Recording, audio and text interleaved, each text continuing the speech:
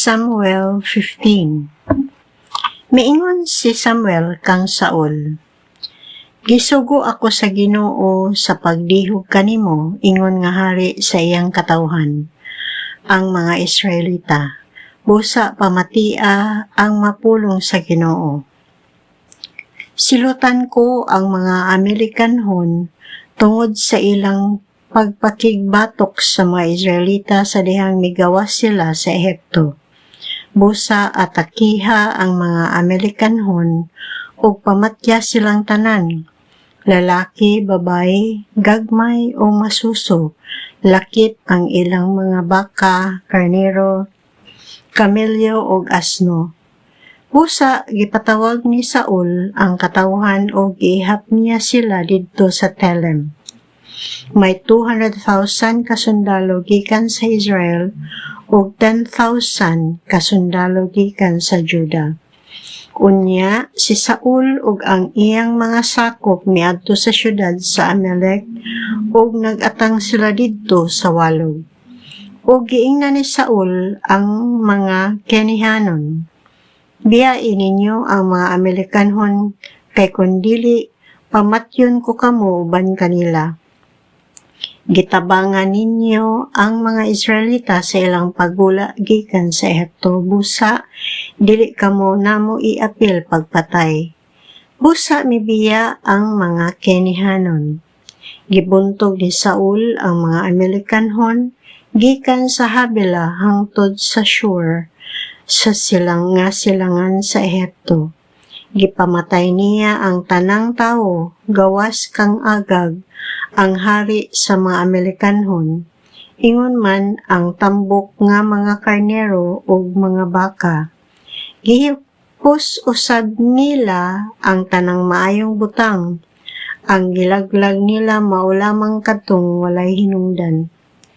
Unya giingnan sa Ginoo si Samuel, "Nagbasol ako nga gihimo kong hari si Saul, kay mibiya man siya kanako ug wala niya tumana ang akong mga sugo." Nasuko si Samuel ug nag-ampo siya sa Ginoo sa tibuok gabii. Sa pagkabuntag, misayo pagmata si Samuel aron pagpakigsulti kang Saul, apan gibalitaan si Samuel nga miadto si Saul sa Carmel ug didto naghimog monumento alang sa iyang kaugalingon, ug unya milahos siya sa Gilgal. Si Samuel miadto kang Saul ug giingnan siya ni Saul, "Panalanginan kaunta sa Ginoo, kay gituman ko na ang iyang mga sugo." Apan si Samuel nangutana, "Nganong aduna may mga karnero ug mga baka nga nagtingog?" Si Saul mitubag, "Nailog kini sa akong mga sakop gikan sa mga Amerikanhon, kay wala man nila laglaga ang labing maayo sa mga karnero ug mga baka aron ihalad nila sa Ginoo ang imong Dios nga imong Dios, apan ang uban among gihurot og pamatay."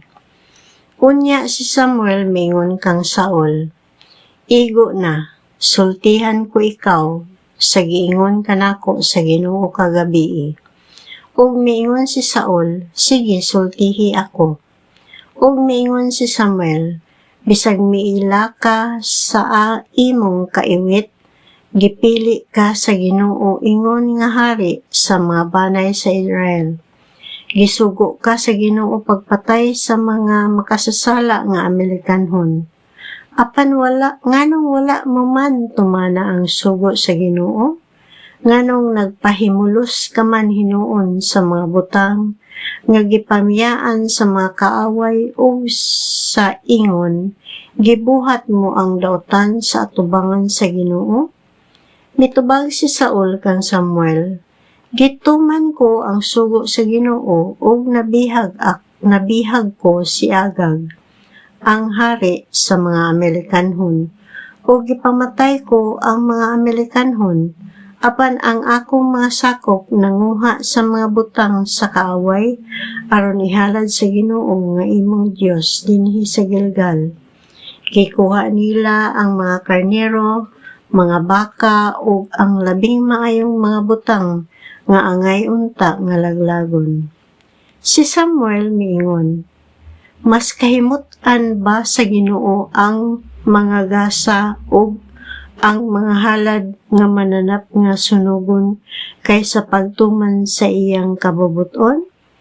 Timan-i nga ang pagsugot mas maayo pa kaysa halad nga mananap nga sunugon, ug ang pagtuman sa pulong sa Ginoo kaysa tambok sa karnero. Ang pagkamasupilon samara sa sala sa pagkonsultag espiritu ug ang pagkagahig ulo sama sa sala sa pagsimbag Diyos. Kay gisalikway mo man ang kabubuton sa Ginoo, gihukasan kaniya sa imong pagkahari. Unya miingon si Saul kang Samuel, nakasala ako kay gihilapas ko man ang sugo sa Ginoo. Ingon man ang imong mga pulong kay nahadlok man ako sa mga tawo o gitahod ko ang ilang tingog. Busa karon hangyoon ko ikaw nga imo akong pasayloon ug mopauli uban kanako aron simbahon ko ang Ginoo. Giingnan ni Samuel si Saul, dili ako mukuyog kanimo kay imo manggisalikway ang pulong sa Ginoo o gisalikway ka na sa Ginoo ingon nga hari sa Israel. Sa dihang mulakaw na unta si Samuel, gigunita ni Saul ang sidsid sa iyang bisti ug nagisi kini. Si Samuel mingon kaniya, gilangkat na gikan kanimo ang gingharian sa Israel ug gihatag niya kini sa laing tawo nga mas maayo kay kanimo. Ang Diyos sa Israel dili mamakak o mag-usab sa iyang hunahuna kay dili man siya tawo. Unya si Saul miingon, nakasala ako apan bisan paniana, pasidunggi ako atubangan sa mga kadagkuan sa akong katawhan, ug atubangan sa Israel, ug kuyog kanako pagpauli aron ako makasimba sa Ginoo nga imong Dios. Busa si Samuel mipauli kuyog kang Saul, ug si Saul misimba sa Ginoo. Unya si Samuel miingon, dad-an ninyo nganhi kanako si Agag, ang hari sa mga Amerikanhon. Malipayong miduol kaniya si Agag ug miingon, nagtuo ako nga dili na nila ako patyon. Apan si Samuel mitubag, ingon nga daghang inahan ang nawad-ag mga anak, pinaagi sa imong espada, ang imong inahan usab kawad-ag anak. Unya, gitagod-tagod ni Samuel si Agag atubangan sa halaran didto sa Gilgal. Humaniana miadto si Samuel sa Rama. Si Saul mipauli sa iyang balay didto sa Gibeon. Wala gayud makikita pag-usab si Samuel kang Saul, hangtod nga siya namatay. Apan gikasubo ni Samuel ang nahitabo kang Saul.